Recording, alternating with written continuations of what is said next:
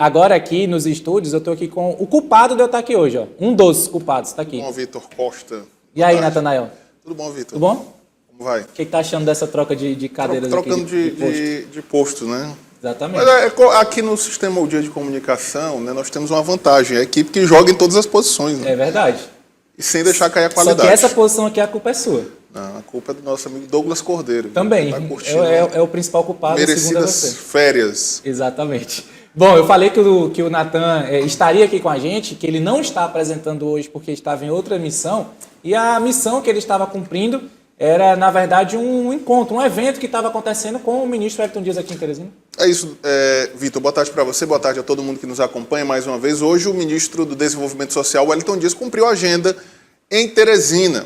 Esteve aí em 2 eventos importantes, no Centro Integrado de Reabilitação, CI, e também participou da entrega de veículos adaptados para a saúde de 22 municípios. São veículos que são adaptados com plataforma elevatória, várias questões relacionadas à acessibilidade, para garantir o transporte de pacientes, incluindo os pacientes que possuem algum tipo de deficiência e algum tipo de mobilidade reduzida. Esses veículos foram adquiridos com emenda parlamentar. Tem um detalhe importante, uma emenda parlamentar que foi indicada ainda na legislatura passada, lá no finalzinho de 2022, mas só agora os veículos de fato foram adquiridos após esse recurso destinado pela então deputada Regiane Dias ter sido destravado no governo federal. 22 municípios receberam esses veículos na manhã desta sexta-feira, em uma solenidade no pátio da Associação Piauiense de Municípios, bastante prestigiada. O ministro Wellington Dias, várias autoridades participaram, nós estivemos por lá e você acompanha também os detalhes agora em uma reportagem. Os veículos são adaptados para o transporte de pessoas com deficiência. O município de Bom Princípio, no norte do Piauí, foi um dos contemplados. Essas emendas, essas ajudas, isso é que vai realmente fazendo com que a gente possa fazer a administração realmente acontecer no município. São de grande relevância, a gente só tem a agradecer a todos os nossos deputados e ao nosso senador e toda a nossa bancada, né? A solenidade de entrega aconteceu no pátio da Associação Piauiense de Municípios. O presidente da entidade, Admaelton Bezerra, comemora a aquisição e destaca a importância dos veículos para o transporte nas cidades do interior. A gente sabe que o tratamento de saúde hoje em todo o estado, a gente tem essa dificuldade de deslocar os pacientes para a capital ou para um hospital de referência, e com certeza com essas vans é um avanço muito grande, porque a gente vai ter como transportar esses pacientes de tratamento fora do domicílio. As 22 vans foram adquiridas com recursos de emenda parlamentar da então deputada federal Regiane Dias. Os valores ficaram travados durante a gestão do ex-presidente Jair Bolsonaro e só foram liberados agora, em 2025, durante o mandato de Lula. Presente na solenidade, o ministro do Desenvolvimento Social, Wellington Dias, também ressaltou o papel que os veículos terão no transporte de pacientes nos municípios distantes dos centros urbanos. Não são só um carro, um veículo. Elas são equipadas adequadamente para necessidades da população, de modo especial a população com deficiência, com pessoas que fazem tratamento de saúde. O que queremos com isso? Dignidade, garantir que as pessoas sejam com equipamentos, como acabamos de entregar ali, para aparelho auditivo, órtese, prótese, cadeiras de roda adequada à necessidade de cada pessoa, garantir cada vez mais dignidade às pessoas que precisam no Piauí. Chamar a atenção, de fato, a demora para destravar esses recursos são emendas parlamentares de alguém que não é mais nem deputada federal, né? Regiane Dias deixou o mandato lá no início de 2023, né? Agora é conselheira do Tribunal de Contas do Estado, mas de fato, finalmente esses recursos foram empenhados e empregados para adquirir esses 22 veículos, que são importantes, principalmente para aqueles municípios mais distantes dos centros urbanos. Em alguns municípios que não há uma estrutura de saúde mais robusta, a população precisa de se deslocar ou para a capital ou para algum centro como Picos, por exemplo, na região sul do estado, para Parnaíba, na região da planície litorânea.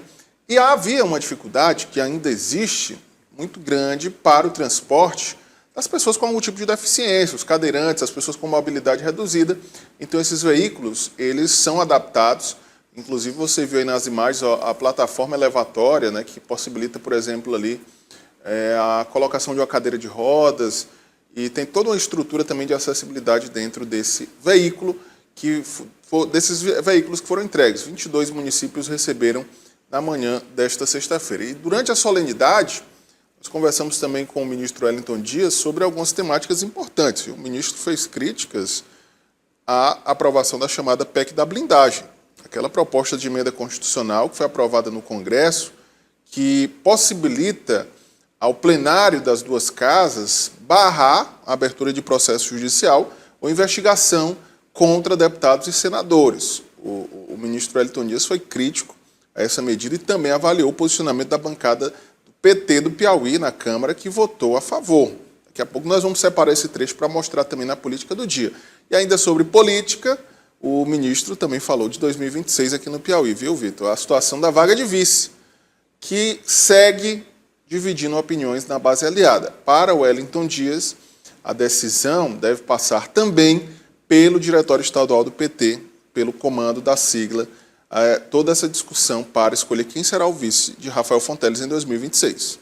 Essa situação do vice, parece que a briga é entre uma escolha pessoal do Rafael Fonteles e uma escolha de todo o partido. Parece que essa situação ainda tem muito pano para manga. Né? Porque o nome que está sendo colocado, o secretário de Estado da Educação, Washington Bandeira, ninguém duvida e ninguém esquece, né, da relação pessoal, até de amizade, de Washington Bandeira com Rafael, de fidelidade também. Washington Bandeira deixou a magistratura, era juiz do trabalho e pediu exoneração de um cargo vitalício, de um dos empregos públicos mais sonhados pelos brasileiros, juiz, para ser secretário de Educação. E há, naturalmente, esse reconhecimento por parte do governador, essa relação de amizade e confiança que pesa. Por isso, o Washington Bandeira hoje é o escolhido e, na verdade, favorito para essa vaga. Né? O governador tem evitado bater o martelo, mas publicamente nos bastidores já é dada como certa a indicação de Washington Bandeira para a vaga de vice. Por outro lado, tem o PT raiz, como nós costumamos chamar, né? Que é capitaneado principalmente por nomes como Wellington Dias, Regina Souza, alguns parlamentares como Merlong Solano, por exemplo, que também pleiteiam esse espaço, porque há um entendimento de que a indicação da vaga de vice-governador é fundamental para garantir, inclusive, a sobrevivência política de alguns atores no processo eleitoral de 2026, porque, em caso de reeleição de Rafael Fonteles, o vice-governador, o futuro vice-governador, tem uma expectativa de poder natural, porque em 2030, se a lógica for seguida, claro, dos últimos anos, o governador deve se afastar para disputar uma vaga no Senado. E o vice assume por 8 meses, com possibilidade, inclusive, de disputar a reeleição. Então, é algo que está no radar da classe política e tem dividido o PT, viu, Vitor? E essa questão do vice, a primeira problemática que teve foi com o MDB. Agora, dentro do PT, já existe também essa outra questão que vai pautar a imprensa política por muito tempo, aparentemente. Vai, com certeza.